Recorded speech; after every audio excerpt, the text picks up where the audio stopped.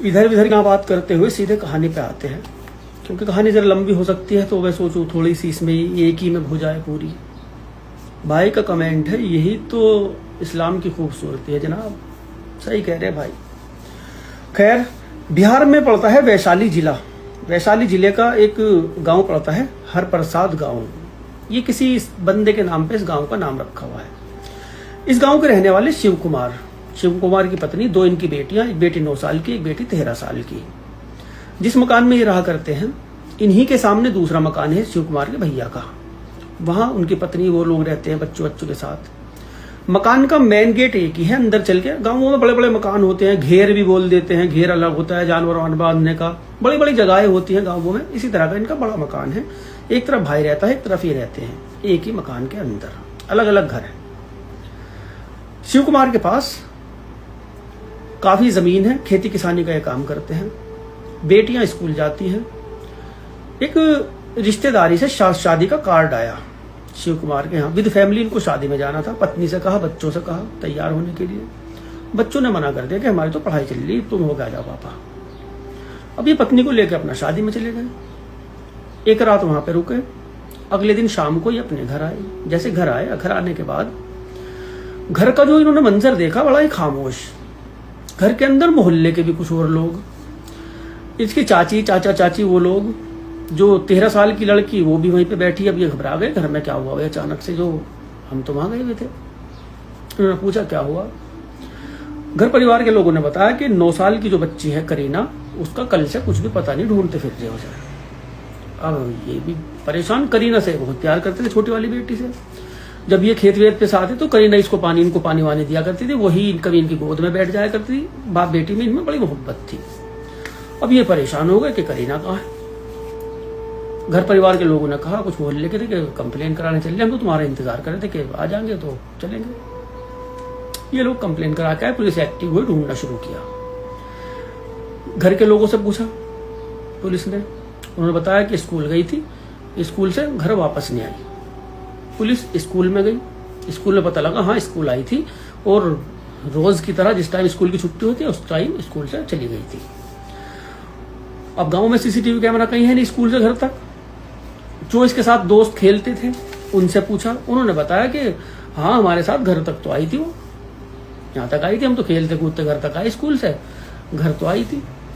अब पुलिस परेशान कि ये कह रहे घर आई थी, वो स्कूल वाले कह रहे आई थी, घर वाले कह रहे घर नहीं आई, घर वाले मना कर रहे घर नहीं आई।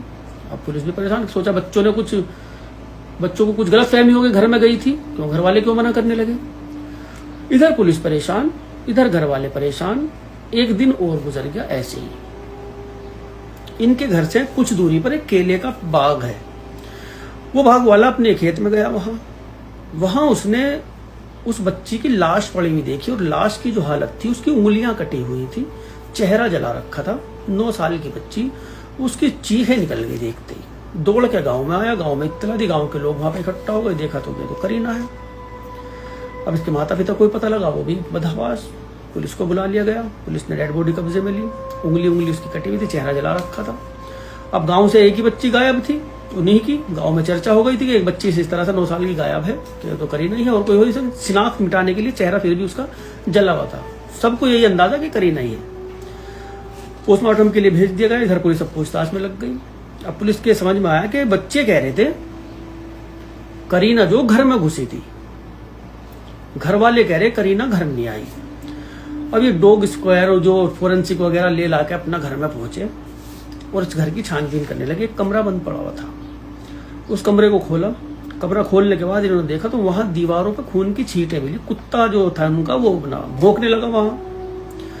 पुलिस ने उस कमरे का जायजा लिया। उस कमरे में एक बिस्तर पड़ा हुआ था। उस बिस्तर को, तकिए को उठा के देखा, वहां पर 4 सिम और एक मोबाइल रखा। पुलिस ने वो सिम और मोबाइल कब्जे में लिया। पूछा कि घर में कौन कौन मोबाइल यूज करता है। पता लगा जो 13 साल की बच्ची है ये मोबाइल यूज करती है। उसका नंबर लिया, कॉल डिटेल निकाली उसके नंबर की। घर वालों को कहा कोई घर से बाहर कहीं नहीं जाएगा, जो भी कुछ हुआ इस घर के अंदर हुआ। उधर पोस्टमार्टम रिपोर्ट भी आ गई। इधर ये अंतिम संस्कार के लिए डेड बॉडी दे दी गई। पोस्टमार्टम रिपोर्ट में आया कि गला घोट के और फिर मार पीट पीट के उसको मारा गया और फिर बाद में इसकी उंगलियां काटी गई मारने के बाद। जो 13 साल की बच्ची थी उसका कॉल डिटेल निकाली तो किसी नीरज नाम के लड़के से वो बातें किया करती थी। नीरज को ही पुलिस ने उठाया, इनसे पूछताछ की। पूछताछ में जो एक घिनौना सच सामने आया वो ऐसा सच था जिसने भी सुना और जब पुलिस ने बताया घर परिवार के लोगों को तो सब हैरत में पड़ गए थे। घर के अंदर ये चल क्या रहा था। उसकी चाची को गिरफ्तार करा पुलिस ने, जो ये लड़की मरी थी इसकी चाची को और इस 13 साल की बच्ची को। 13 साल की बच्ची ने चाची का नाम लिया, चाची ने नीरज का नाम लिया। नीरज को भी गिरफ्तार, तीनों गिरफ्तार। इनसे जब पूछताछ की इन्होंने क्या बताया, 13 साल की बच्ची को इसके पिताजी ने मोबाइल दिलवा रखा था।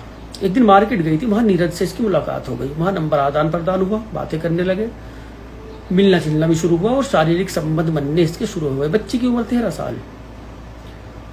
माता पिता खेत पे रहते थे तो ये घर में अपना चुपचाप बुला लिया करती थी। एक दिन चाची ने देख लिया इनको। चाची ने जब देखा तो चाची की भी उमंगे उफान मारने लगी। उनका जो पति था वो जरा थोड़ा ज्यादा उम्र का सा हो रहा था। चाची ने नीरज के ऊपर हाथ रखना शुरू किया। नीरज और चाची का भी संबंध बनना शुरू हुआ, कभी भतीजी के साथ 13 साल की बच्ची के साथ, कभी उस चाची के साथ। नीलम, कोमल नाम था उसका, कोमल के साथ, कभी उसके दोनों के साथ। इनके दोनों को एक दूसरे का पता था, उस बच्ची को भी और चाची को भी। चाची को तो पता ही था, उसने देख रखा था, एक ही घर में रहते थे। कभी भी ये दोनों बुला लिया करती थी। कभी बच्ची गेट में खड़ी हो जाया करती थी मेन गेट में, चाची का चल रहा काम।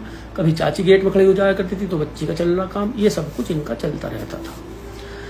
जिस दिन ये माता पिता शादी में गए उस दिन उन्होंने नीरज को फोन किया कि घर पे आज माँ बाप नहीं है तो तुम आ जाओ। जो चाची थी, इनके पति अक्सर खेत पे रहा करते थे कि उस टाइम आना, टाइम बता दिया। बच्ची ये स्कूल गई थी, 13 साल की जो लड़की थी वो स्कूल नहीं गई थी तो वो घर पे रुक गई। मिलना था प्रेमी से, वो घर पे मिलने आया। अब कभी चाची तो कभी भतीजी। इस वक्त उसमें उसको देर हो गई। दरअसल उसको निकल जाना चाहिए था, अगर चल रहा था सिस्टम ठीक ठाक, निकल जाना चाहिए था। वो बच्ची के स्कूल की छुट्टी हो गई, वो आ गई घर और आई थी बच्चों के साथ खेलती कूदती हो। उसने जो बहन थी इसकी बड़ी, उसके साथ नीरज को देख लिया संबंध बनाते हुए। नीरज अपना कपड़े वपड़े पहन के वो तो निकल गया। अब चाची को भी और इनको भी, दोनों को, ये तो मामला खराब हो जाएगा अगर इसने किसी को बता दिया।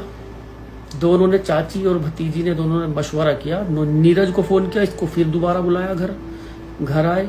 इस छोटी वाली बच्ची को इन्होंने पकड़ के गला घोट के मारा और मारने के बाद इसकी उंगलियां काट दी।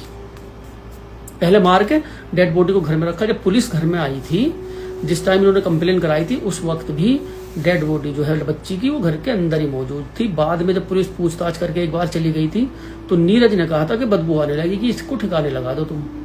तो रात को दोनों उठ के इस बच्ची का शव लेके, ये केले के खेत ज्यादा दूर नहीं था, वो पास में ही था, वहां फेंक के आ गई थी और उंगलियां काट ली थी। कभी फिंगरप्रिंट वगैरह आ जाए, कोई शिनाख्त कर ले, चेहरा वगैरह भी इसका जला दिया था।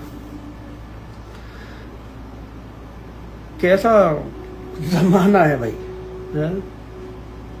कैसा जमाना है भाई का कमेंट है। यही तो इस्लाम की खूबसूरती है जनाब। इस तरह के कमेंट मत किया करो, न जाने मैं नहीं तो किस किस की खूबसूरती बतानी शुरू कर दूंगा।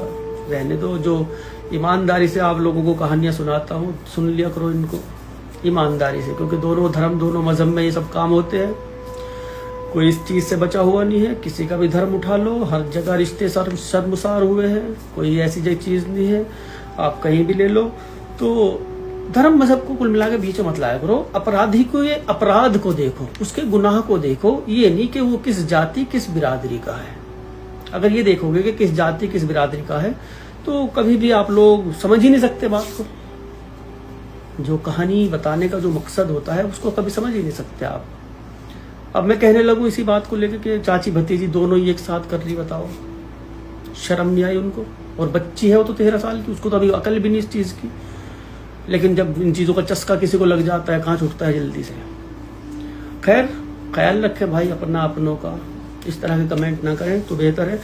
और वीडियो देख लिया करो यार, वीडियो नहीं चल रही, पता नहीं तुम लोग क्या करते हो भाई, गलत बात है तुम्हारी। खुश रहो, आबाद रहो, जहां भी रहो, और ख्याल रखो यार, ख्याल रखो। जमाना कुछ ज्यादा ही इधर उधर टेढ़ा मेढ़ा हो रहा है इस टाइम, आए दिन।